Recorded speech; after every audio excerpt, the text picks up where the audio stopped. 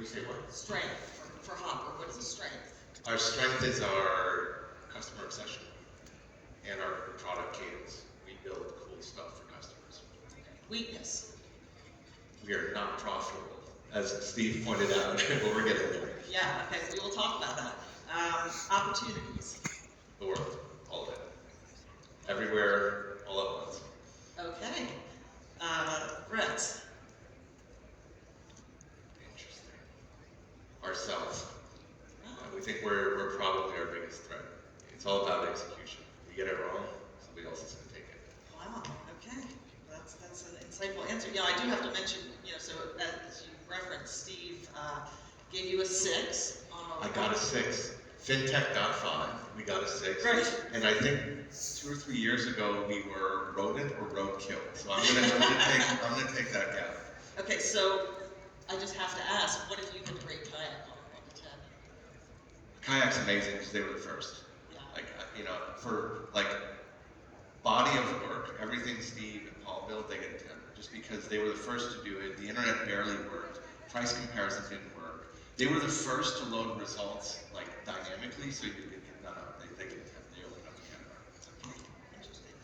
So you have talked about how Hopper is the 3rd largest flight booker in the U.S. You said you are marching toward being the number 3 OTA in nearly every market. I assume that's not including C-Trip. But what will it take to surpass Expedia and Booking? Social commerce. It comes down to the world as it has existed for 1994 when Travelocity sold the first ticket. Is you were a transaction company, people put dates and stuff and destinations, you show prices. When that first came out, you could compare the prices of airlines without talking to a travel agent, right? That's what started the category. It was amazing, and then nothing changed for 30 years, right? It's the only thing you can still do. Social commerce is totally different.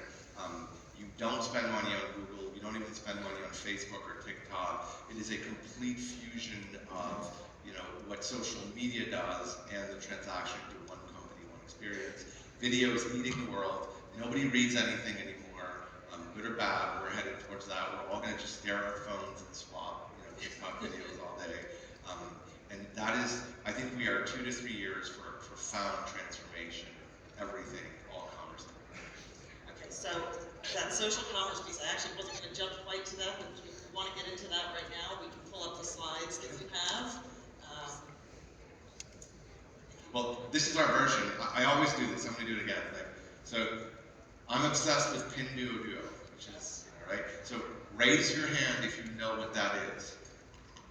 Let the record show there's maybe 10 hands. Raise your hand if you've ever bought anything on there. There's 4 or 5, right? So Pinduoduo is the 2nd largest e-com company in China. It's one of the biggest companies in the world. And they grew to tens of billions of dollars of revenue without ever advertising. Their CAC was 0. They basically pioneered social commerce. Now there's tons of companies doing it, and it's sometimes confused with the super app. But what we have up here right now is what we do. And first you have to be an app that has a lot of things and a lot of buttons. But fundamentally, what it is you say, well, instead of giving $40, $50 to acquire a customer to Mark Zuckerberg, I'm going to give it to my customer. But I'm not going to give it. I'm going to make them play a game. I'm going to make them scratch, something. I'm going to make them check in all day. I'm going to make them do a mission list. And so Duolingo in the West is one of the few companies that does this. And this is all live in the app yes, right now? Yes, all of this is, and there's some variants, but it's roughly that. And so we were spending, we're on track to spend $200 million in advertising. We were TikTok's largest advertiser, in 2019. And this year we're almost at 0. So we're literally giving all that money to our customers right now. So I'm curious, this looks great, and it looks like it's probably a lot of fun.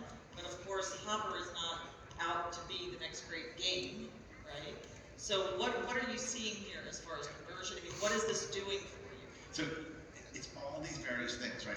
When we do a sale, or something like that, or a summer raffle, we usually see our tickets, room nights, they will go up anywhere between 3 and 10x in one day. And there's not as much cannibalization of displacing bookings as you would think. Fundamentally, we're finding digital products. So we did this crazy thing where we made a digital pinata, and you would buy it anywhere between $5 and $14. There's bigger pinatas, and when you bought it, the bunny would come and beat it, and stuff would fall, and so you would get some carrot cash and vouchers. We sold more pinatas that day than flights. We sold a lot of flights. So people are actually putting money into the Hopper app for virtual products now, and this is not a few $1,000s, like it's real money. I mean, we can try it, like watch, this is a great example of it. So take your phone out, scan that code, and I will give you $40. Like I swear, you're gonna get $40 straight up in the Hopper app. If you go and share that interactive session. Yes, you go share that code, you will earn up to $2,000 of credit. So take that, turn it into a Snapchat story, post it on TikTok, you have followers. We will pay you right now up to $2,000. You can earn your next trip for free. Done. So let the record show about 100 people just went and did that. Yeah. So it's not about the game. It's way better to let your customers earn into the app for two reasons. One is you're making travel more affordable, right? And second, it's called mounting loss. So you come in and you do that, and now I have basically created anywhere between $40 and $2,000 of credit in the app for you. You've invited some friends, and you know what you're not going to do is go book on Kayak, right? Right. So I basically got all you guys to be my customers, whether you know or not. And so there's a magic in that. Okay, so we came to all of this back to the question of what will it take to surpass Expedia and Booking. So you really believe that this type of engagement with consumers can drive enough business for you? So I think there's two parts. One is generational. So we're known to being the millennial and Gen Z app, and that's very true. Like 70% of our customers in that age group. So one argument is all I have to do is wait, and eventually we'll be dead and we'll have more customers.